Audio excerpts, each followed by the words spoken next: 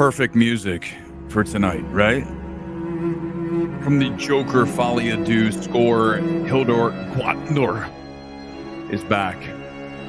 And this is really somber, right? Obviously. Kind of like Warner Brothers right now. Warner Brothers is definitely in a somber mood tonight. And more than likely come Sunday. Because this is not looking good for Joker 2. For whatever reason, and we're going to lay it out here tonight. Abbreviated stream, by the way. Probably 20, 30 minutes max tonight. Because I want to get some sleep. But here's what I'm going to tell you. It just didn't happen this time around, right? Not just the fact that people are not thrilled with the film. You guys know I like it a lot. But there's a lot of people that hate this thing. And even if it were great to everybody, it still just didn't ignite, right? And you can feel it. That's why this music is perfect.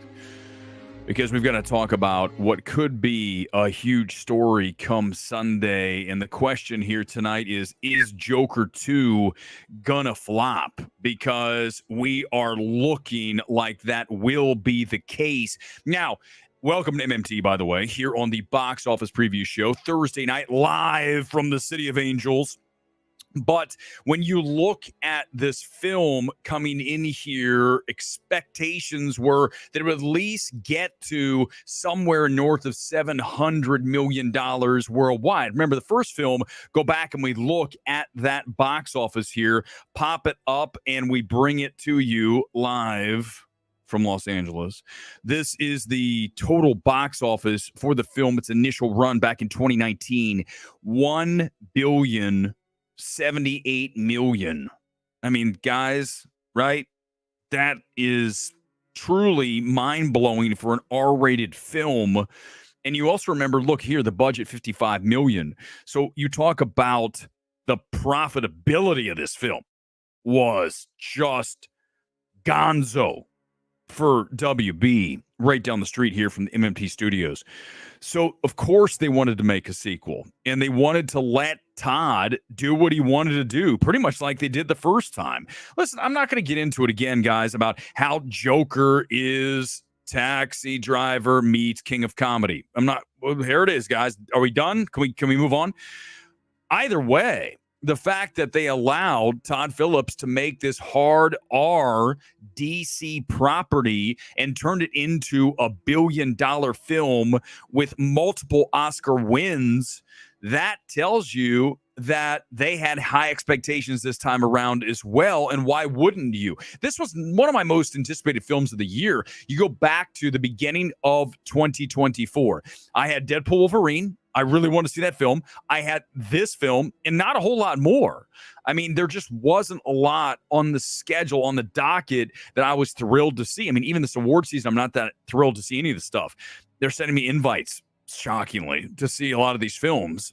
And I'm just like, I'll just wait till they come to AMC Burbank. It's so much easier for me to see them than to trek over to Beverly Hills or to CAA or wherever they're having the latest screening of something like The Brutalist. I mean, listen, let me tell you. We're going to get to Joker. We're going back just real quickly on The Brutalist. 3 hours and 20 minutes or something like that. I'm not sitting in a regular chair crammed in over a CAA. There's no chance I'm going to watch that film with no leg room at the worldwide offices of Creative Arts Alliance. Is that right? I think that's right. CAA. Biggest agency in the universe. But you know, that's why I kind of put these things off until they come out. And now that we have this film here, initially the thought was we could be looking at another major Oscar contender. The way the word of mouth is going, the way this film is about to disappoint at the box office, I don't think very much is going to happen in that space. I think cinematography has to be there. We talked about that back on Monday night when we did the reaction stream. It's there for you on the MMT homepage here on YouTube. If you're watching on X, it's available for you, Midnight Movie Talk. Search for it. Also, you go back and you look at the score again. I think this time around, obviously, it's not quite the same level of novelty, right, that we had with Hildor's first score. So that's going to be more of a challenge for certain. I think the editing in this film, without question, deserves to be in the mix. The problem is once we start talking about things like cinematography, editing, sound, the things where this film really pings the top of the meter, the issue is most of those films come from Best Pictures, right? Because the Academy cannot separate. They have very little ability to extract elements of films. And we always talk about how that's crucial when you are doing an awards, any kind of awards body. You have to be able to watch any film and extract an element, whether it's a performance, whether it is a tech. And I go back to, every time I bring this up, you guys know what I'm going to say. I'm going to say, of course, Gretel and Hansel.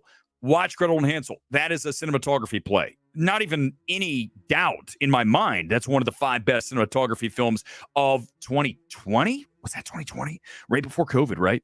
But they don't have that ability. So when you ask me about this film in the Oscars, and we're talking box office, trust me, I'm going to, weave my way back there.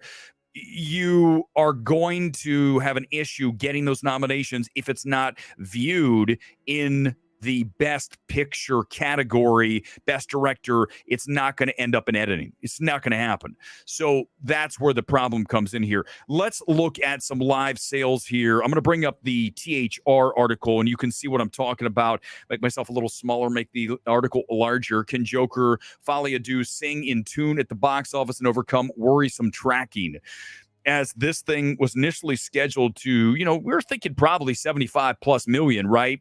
At least. And you throw Gaga in, right? You're like, oh, Lady Gaga. So we might be up to 100 again. Or, I mean, this first film was what, 96 million, right back in October, same week end that we are here now 5 years later, but everything's changed. I mean, now we're looking, just wait, I'll get to the number. Don't worry. We're going to get to it in a minute. But you're just talking about a film that just doesn't have the zeitgeist, doesn't have the reviews. I know I'm one of the few. And by the way, I'm on the right side of history.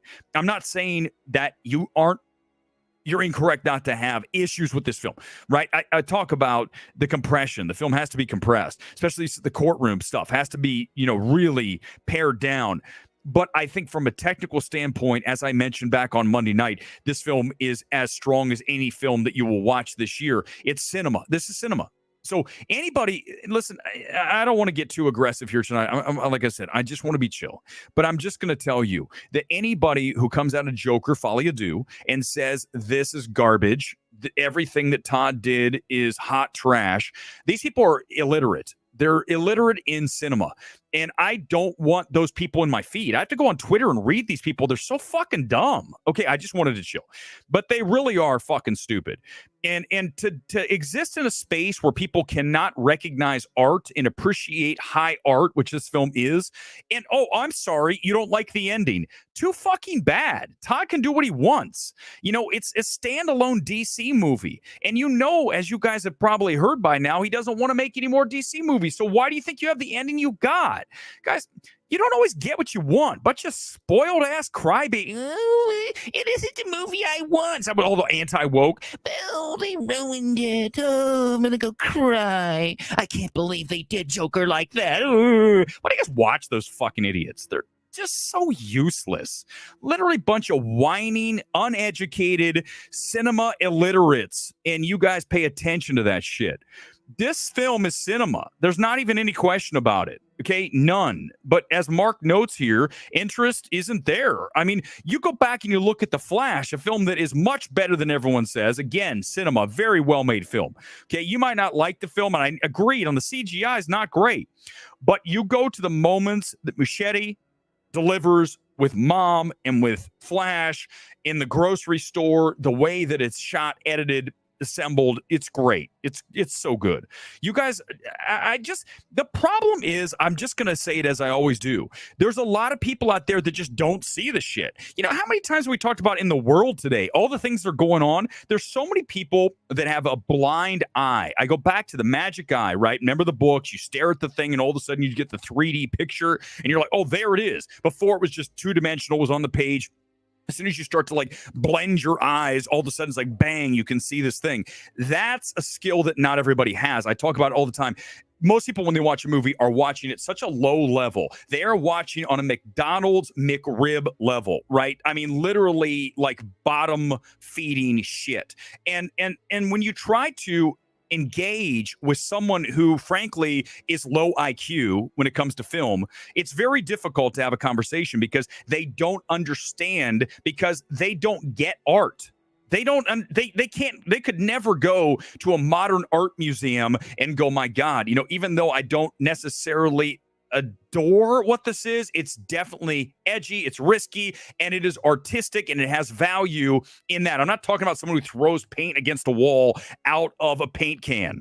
I'm talking about something that's weird, something that's different, and a lot of people don't like that. And they're like, well, I just wanted an extension of Joker. I just wanted it to be the night show. You have him have his own late night show. Like, what did you think was going to happen? He's in jail. You think he's going to break out in the first scene? He probably did. I was expecting a prison drama / at the very end he gets out, and then look, oh, the woman that led him on is now like, fuck you. I don't want any part of you. And his heart is absolutely torn out of his body, itchy and scratchy style, and stomped on. And then we know what happens at the end. That's a great ending, man, because this guy's, remember, his life was a tragedy. Now it's a comedy. No, your life was a tragedy, right? At the end of this film, it was, right? I mean, everything went south for him, even when he tried to be something that he really wasn't. And then he was pushed to the edge by the 3 jack-offs on the train. Is Gaga really a draw? Ty, clearly, I don't think that's the case. I was thinking about that here today as I look through this article, and we talk about a number of 55 to 60 million. That's what the tracking is. And that's obviously not great. I mean, guys, compared to that 96 million, we're talking about a film that is going to come in maybe at half. What if it comes in at 45, right? Or look, what is half? 48? If it gets 48, that's half of the original. So Gaga her involvement here was clearly to bring that audience in to the film, a new set of eyes, a bunch of little monsters, right, into the theaters to watch Gaga. And if this is not materializing, then what did Warner Brothers do? They clearly paid her a lot. Let's say 20 million, right, to be in this film. And people say, where's this budget of 200 million coming from? We talked about it on Monday. Guys, you have to understand, when you have Todd Phillips and Joaquin Phoenix that really don't have that great of interest of returning, right? Joaquin's like, I want to make weird films other than Todd Haynes movies. But anything else, he wants to make, remember that one Lynn Ramsey film? Man, what a cool film that was. If you guys haven't seen that, I'm forgetting the name right now. The Lynn Ramsey, where he goes around and he gets the girl who was in trafficking. That film is dark. And how much does that film resonate today with all the Diddy shit, right? You Were Never Really Here. Did I get it right? I kind of think I pulled that out. Okay, he likes making that stuff. He likes, The Master. You want to see a Joaquin Phoenix performance? Watch The Master. That's Anderson's best film. That's Paul Thomas's #1 film. Okay, so when you look at Joaquin, he doesn't really necessarily want to come back and be Joker. Warner Brothers is like, oh, but we really want you to come back. So we're going to keep increasing the number until you say yes. Same for Todd. When I talked to Todd at that awards party back in 2019, I remember asking him about the sequel then, because this film was almost at $1 billion the night that I had that discussion with him up at a place here in Hollywood. They have these parties up in the hills. No, it was not one of these Illuminati things with weird shit. It was just a normal awards party. And I asked him about the sequel, and he says, yeah, Warner Brothers wants to do it because obviously it's making them a lot of money. I mean, that's the short and long of what he said. So here we are tonight with the film that he wanted to make, right? This quasi-musical. You can call it a musical. I'm not going to have a problem with that. But it's not a pure musical, right? It's as close as you can get. But he was allowed to do whatever he wants, and I understand Warner Brothers allowing him that creative freedom, right? I talk so often about a director needing to have controls placed on them, especially when they make decisions like Babylon, when they make decisions like Horizon, right? When they make a film like Costner and Horizon, By the way, they're going to release Horizon 2. Fuck, I hope not. I'm not watching it. That's by far. Listen, real quick, let's just make this really simple. We're going to talk about Megalopolis having a better Rotten Tomato score in a minute. If anybody has Megalopolis and Horizon rated above Joker, just know that they are clowns. Literally, put the makeup on. You're a fucking clown.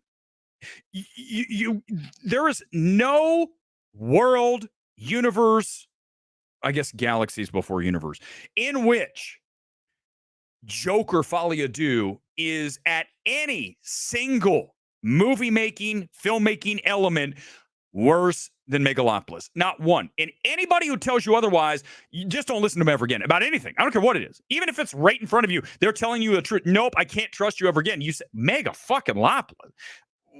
If we talked about worst movie ever made. Not a joke. That's not hyperbole. Legit garbage. Fucking garbage. And you look at Horizon. You need to have these controls on directors when they give you Horizon, when they give you Megalopolis. In Todd's case, for this film, I don't have a problem because I like the choices. I'm not saying it's a perfect film, but I certainly am not going to go, if I was in the test screening of Joker 2 at Warner Brothers, and they showed it to me, I would not come out and go, oh my God, you got to change all this stuff. I'd be like, I don't know if audiences are going to love it as much as me, but I don't have a lot of things that I really think need to be corrected here. Horizon, I would have walked out and go, what are you going to, I don't even know what to tell you. You've got to cut an hour out of this film, an hour. And even then, the acting's terrible. The cinematography's generic. You know, what am I watching? Every screenplay's bad. I can't even fix this film. Do you understand? You guys have to get that when you're talking about a Joker Folie Deux, and you're even in the same sentence, paragraph, book, you're discussing Horizon or Megalopolis, you are completely fraud. You're a fraudulent fucker. You don't know what you're doing. And again, I go back to, I don't care how many views we have. I don't give a shit. I don't care if we have 2,000 on the Joker thing. Great. Guess how many subs we have? 2,500. Guess what our return rate is? Again, almost 100%. What did I tell you guys? No matter what happens here with this channel, we have people in the industry that watch, and we know more than virtually everybody in the space. It is what it is because we are objective, we have talent, and we are fearless. These things all work to create the absolute best environment for discussing cinema. And cinema is Joker Folie Deux. No question. So back to this debut. When we're looking at this film, and you're looking at a 48, 50, $55 million debut, this is going to be, man, I'm telling you, Warner Brothers is going to be like, damn, we are fucked. Now, listen, it's a $200 million film. So for them to be profitable, let's say a 3X. Okay, so that's $600 million. This film, if it opens at 50, we'll be lucky to get to 350, 400 worldwide. Okay, so it's going to lose them money. But remember, they made so much money on the first one, they'll be like, they didn't lose as much as actually, Horizon, I think, didn't Costner pay for it. So I don't think they lost as much on that. And same thing with Trap. Warner Brothers has had a weird year, right? Joker's their best film so far. You kidding me? Trap and Horizon. Look at the sales here. Let's do a couple of those, and we'll take some comments. Again, abbreviated stream tonight because it's Thursday. I didn't have a movie review. I have nothing to watch. I watched Joker. I'm good. I'm going to take a few days off, and next week we have a big week. Next week, got a Nora on Wednesday. Then on Thursday, we have Terrifier. I'm telling you guys, I might be one of those people who walks out of Terrifier because you know how I feel about Terrifier 1 and 2. It crosses a line. And apparently the first scene in Terrifier 3 is people were like vomiting and leaving. Remember, it's gleeful violence. It has no humanity. And I understand why you guys like it, but I also need you to understand what I'm saying when I say it is absent a soul, right? And I'm telling you, as a filmmaker, because our script's done. Have I told you that? Our script's done. It's done. So when you watch, and it will happen, when you watch what was written, you're going to see humanity. Now, I understand Terrifier's not, a traditional film. But again, as a director, writer, not a director yet, that'll happen. And then you guys will come after me and be like, well, actually, he's really good because I have sound taste. But I would never introduce something like Terrifier into the world. Never. Because I just think, I believe the world has enough darkness, right? Can we all agree? Do we really need more? And I like Art the Clown. I think Art the Clown's scary as shit. And I understand some studios took meetings with him. You guys heard about, we'll talk about this next week. But I'm just telling you, I have my moral compass that guides me would say, no, I'm not making this movie. I would pass. But obviously, not everybody's cast from the same die, right? We know that. A lot of people will do whatever. They don't really care. They maybe don't even believe in a God. I mean, at that point, I can't really hang out with you because we're not really, that's weird to me. I'm not saying you have to be a certain religion because I don't believe that, but I do believe you need to believe in a higher power at some level, whatever it is. I mean, if you think this is all happenstance, come on, guys, come on. Look at the sales. This is the IMAX here at 950. So this is about an hour from now. Pretty solid. The front's pretty open. But again, for a R-rated film, later you're going to be okay with these later showtimes because you're going to get that more midnight crowd coming in here. And I think there's a lot of curiosity for this film. So don't think it's totally going to bomb like at 25 million or something. There's a ton of curiosity. People are going to say, is it as bad as everyone's telling me? And the answer is hell no. The answer is hell no. Okay, let's look here. This is not good. This is the Prime at 1020. You know, if you go back and you look at Deadpool Wolverine, that thing was sold out, right? So that's not looking good. Let's go to Universal and see what we got there. These are all late. Here's an IMAX 70 millimeter. Okay, that will be popular because people love to see the IMAX and the 70 millimeter in conjunction, right? And you're looking at a theater that's pretty much sold out. Remember, at Universal, this is the largest, if not the largest, one of the largest in all of LA for sure. And you look at that screen, you don't want to be in those front like 5-6 rows. You're in trouble. You can't see shit. So I don't doubt people are walking out, but they're wrong. They're wrong. It's cinema. You have to just enjoy the art. The art, even if you don't love the story, you have to watch for the art. You have to watch for the cinematography, the edits.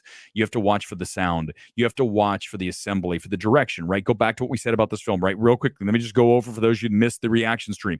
This is quickly, real fast. Why is this film good? Todd Phillips' direction from a technical standpoint, no question. Cinematography, editing, sound, Joaquin Phoenix. I think Lady Gaga could have more to do here, but she's not a liability, so she's an up. Bold ending. I know you guys don't love it. Too bad. That's an ending that's bold, and it's also fitting. It's very much, if you go back and you remember the movie Layer Cake, I feel like Todd did a Layer Cake. Layer Cake's cool. You guys see that? Is that Matthew Vaughn? That's, by the way, that is when Daniel Craig got 007. They were watching Layer Cake. And how hot is Sienna Miller in Layer Cake? Oh, my fuck. Are you kidding me? Like, dude, there's no one that's ever been hotter in a film than Sienna Miller in Layer Cake. You're just like, damn.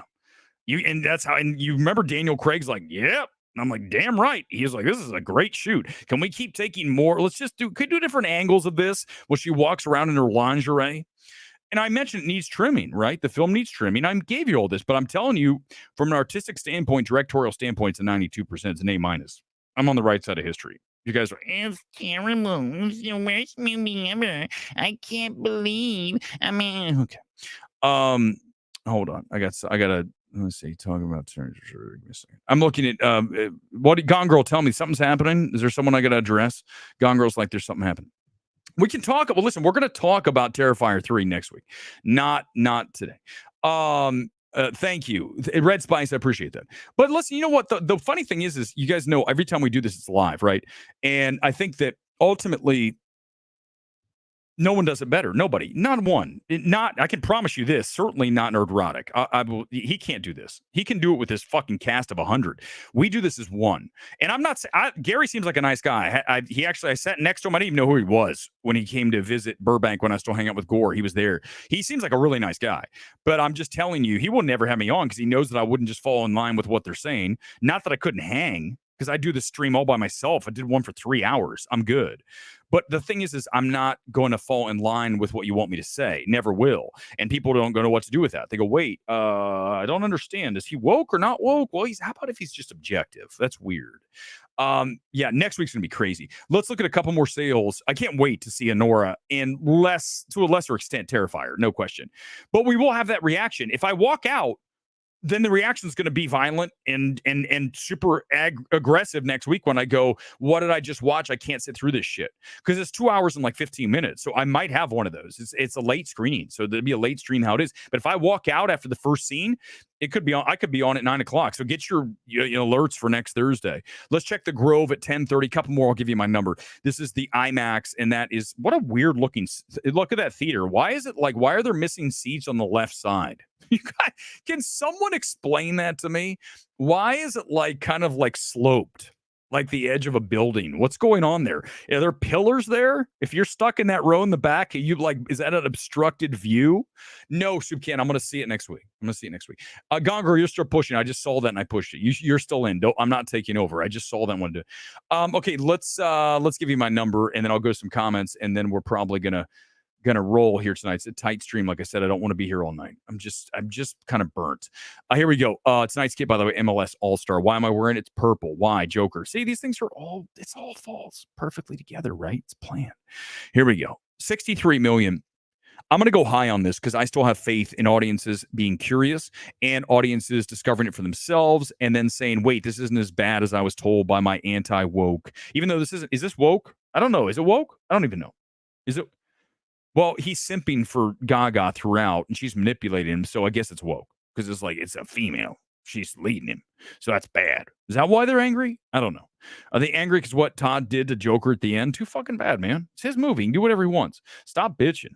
Like, it's a one-off. It's supposed to be a one-off. The fact you got a second film, why are you complaining? Don't watch it if you don't like it that much. The assault by the guards on Arthur was a bit dark.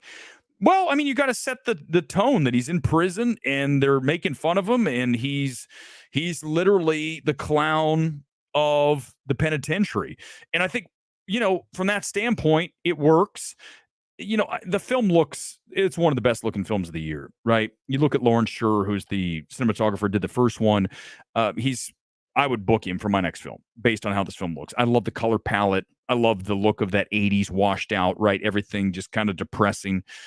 But it's a strong film from a technical standpoint. All right, so there's my number. A couple more. Let's check the Rotten Tomatoes because I think this is what I got to mention. Look at the score here. It's at 39%.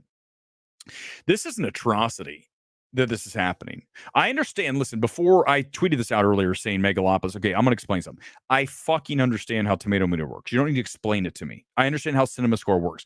Do not come into my feed at any point in my existence and telling me, well, the tomato meter is not shut up. I think here's what I'm going to tell you. I think there's a lot of people in the film space that are, I want to say it's not dumb. They're just a little bit, they're not hip and they don't understand things. So when they talk about them almost as if they have no street knowledge. Does that make sense? Like, there's a lot of people on Twitter, when I read their stuff, they have no sense of humor. They're almost like robots. And it's like, are you a real person? Like, do you not understand? First of all, before you come in and try to correct me about the fucking tomato meter, look at my credentials and then shut the fuck up. How about that? How about before you step in, you look and you go, okay, maybe I'm not going to correct him. Who the fuck are you? I know what I'm doing. Don't do that shit. Fucking weirdos, man. They're always hiding behind an avatar. Some kind of weirdo hiding behind an avatar of a superhero. Some of us are the actual avatar. I know it's wild, right? I don't have to hide behind a Captain America avatar. I look sort of like a superhero when I take my shirt off. Weird, isn't it? Oh, that's kind of egotistical. Too fucking bad. It is what it is. It's true. What do you want me to do? Lie? I'm not one of you guys hiding behind an avatar. Not you guys. You guys are awesome. The people on Twitter. 39% is terrible. Right? But look, it's better than Megalopolis. Megalopolis at 47%.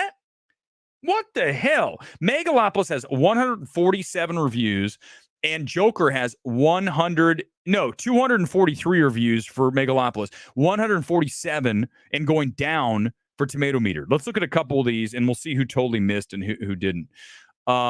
If anyone gave it like an F, I'm going to lose my shit. 3 out of 5. Okay, fine. From the Dynamic Duel podcast.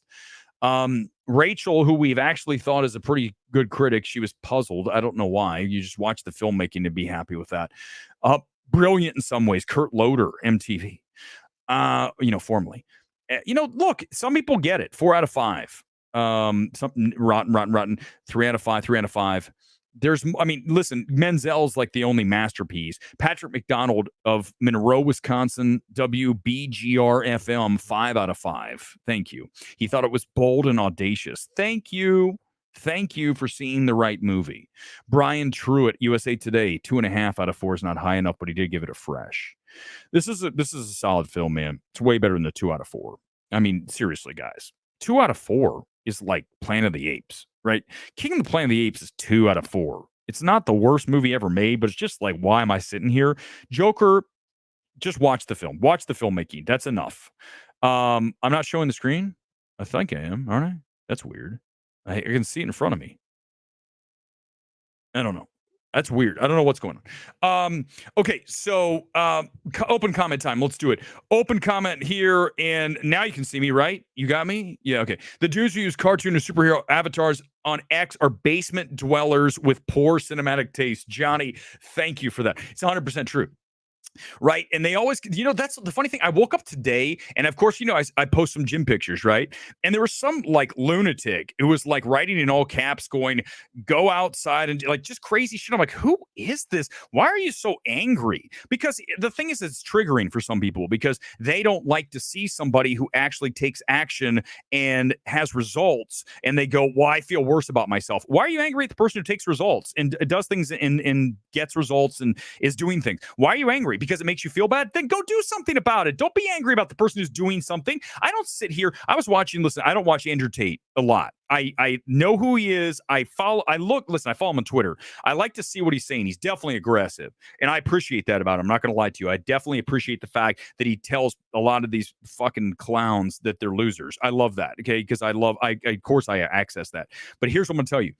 He was talking about how he says, do you hate somebody? Do you hate this? I don't hate it. He goes, I don't even have time. I don't care. It doesn't register to me. That's what I try to understand. Guys, why are you letting, even if you don't like what I do, why are you like bothered by it? Go do something else. Why are you? I don't understand. There's something mentally off because that's not normal. Because I don't worry. Like I make fun of Eric Davis and Brandon Davis and whoever else, Robert Daniels and Justin Chang. See, I've got a little bit of everybody in there, so you can't say he's being racist.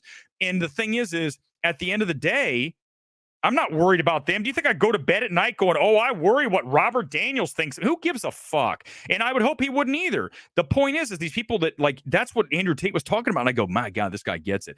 I don't waste any time thinking about that shit. I make fun of him here, but I don't think about it when it's over. I don't worry about that. I don't want to read a 5,000 word salad garbage take from Robert Daniels.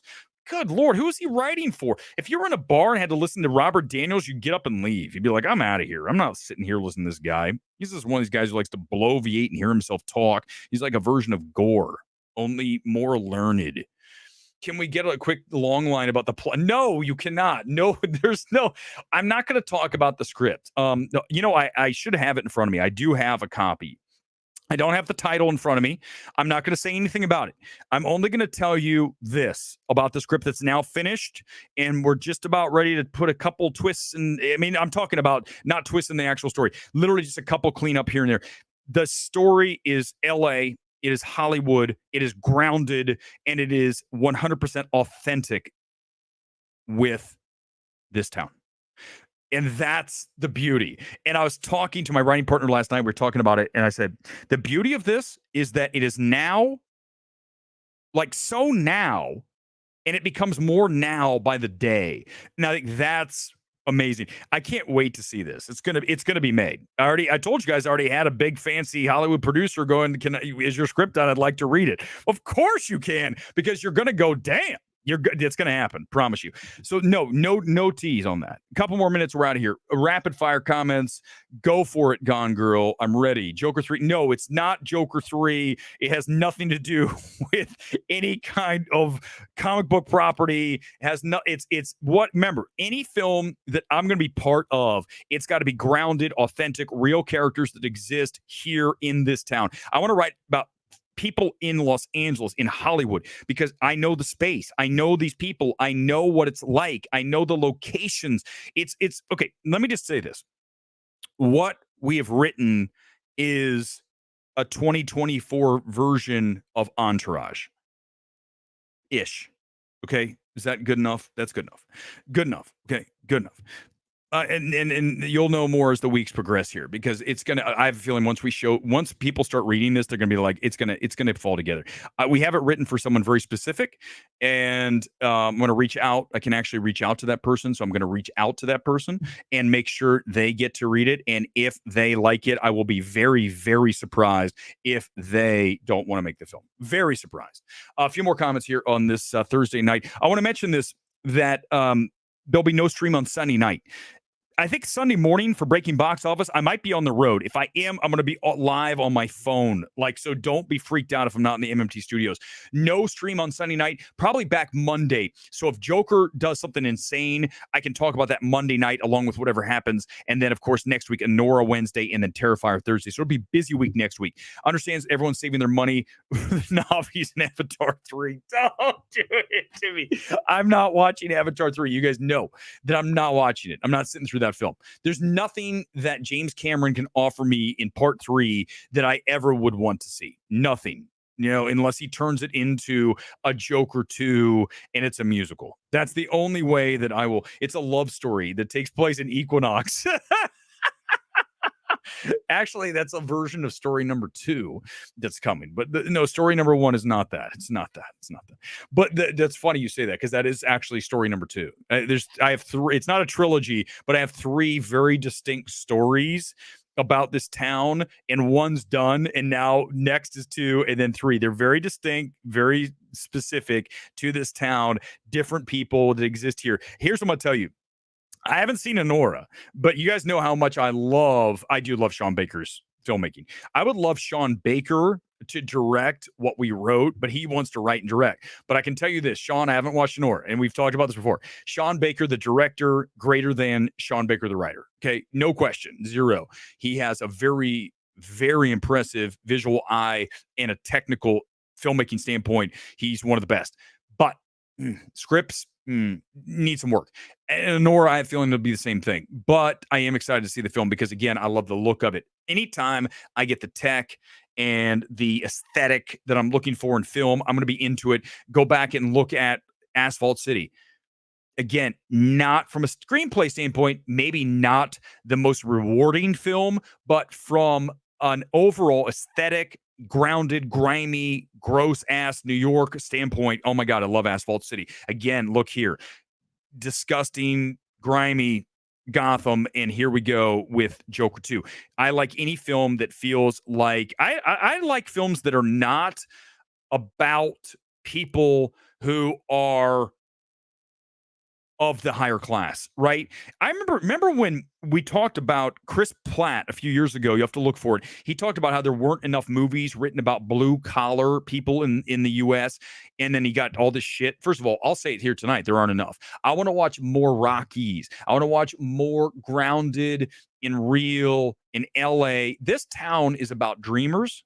This town is about people who come here to become a star, come out here to be famous, all that stuff. And then the reality is that it doesn't happen. And then you have what I love, right? When things aren't perfect, when things end up being messy, when things don't work out the way you want them to, that's the film. That's what I want to watch. Tar, right? She's on top of the mountain, and now she's the bottom. That's what I want to watch. So Rocky, yes, I want to watch Rocky in the essence of it, but I want to watch a story that at the end, and yes, of course, I'm telling you the ending of the film that we wrote because I'm telling you what I like. It's a downer. It's not everybody walks away and everybody gets the girl. I'm never going to write. Never. It's not. So anytime you watch, if we get the first one made, the second, the third, you know what's happening. The end's going to be down. The end's going to be, hey, well, I'm not saying that everyone's going to die. It's not going to be Rogue One, but it's going to be more of right, an ending that will sit with you and make you think that, because the reality is in life, not everybody wins. Majority of people don't. I think the stories need to be told about just staying in the game. How much is that a part of this? I bring back to just quickly before we wrap the stream here, go back to where I was 5, 6, 7 years ago. And I was at the rock bottom, right? The very bottom. And to be here tonight to even discuss and talk like a normal human being is an achievement. But I think the fact that you stay in the game and you work and you do your best and you just keep striving and you show up and you just are relentless, there's something to that, even if it doesn't pay off. It's about the journey and it's about you never giving up. And I know that sounds so cliche, but it's true. Um, I think most people in this world don't have that stamina. And if you do, and you stay focused and you continue on the path, good things will happen. That's the hope. And I think that's kind of the message of our movie, even though it's a little bit more dark than that. But it is what it is. Last couple comments. We're out of here on this Thursday night. Thank you again for being here. Back on Monday night. All three movies will be tied to Planet X. No, they will not. You know what? Because we are out of here on a Thursday, let me just real quickly look and see what's happening. If you haven't, let's just real quickly look and see if we see Planet X before I leave here tonight. This is live in Alaska, and this is where Planet X is all the time. And right now it's cloudy. We can't see it. It's not there. Let me check one more cam. Give me 1 second. Here's another cam. I believe this is Wolf Creek Pass. It's dark. Here we go. Let's see what we see right now. Okay. This is from earlier today. Let's hit the button and watch and see if we see anything. There's the sun. What you're going to see is this thing that's out there is right visible. Do you notice how the sun's like kind of distorted at times, like something's in front of it? That's all I'm going to say. But those of you who don't know, this is what we're looking at. For those of you who've never seen what we're going to show, here's the thing what we're talking about real quickly. Oh, always got the music. There it is. You guys see it?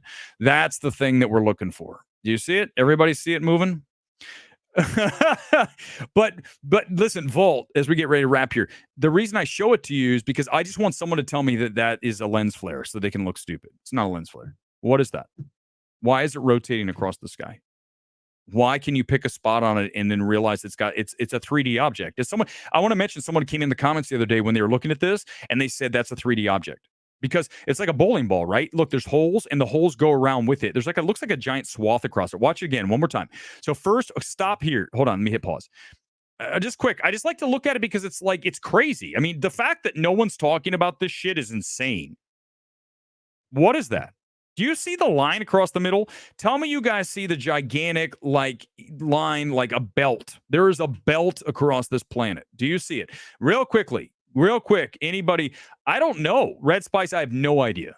I'm just telling you why is that going? What is that? What is that? All right.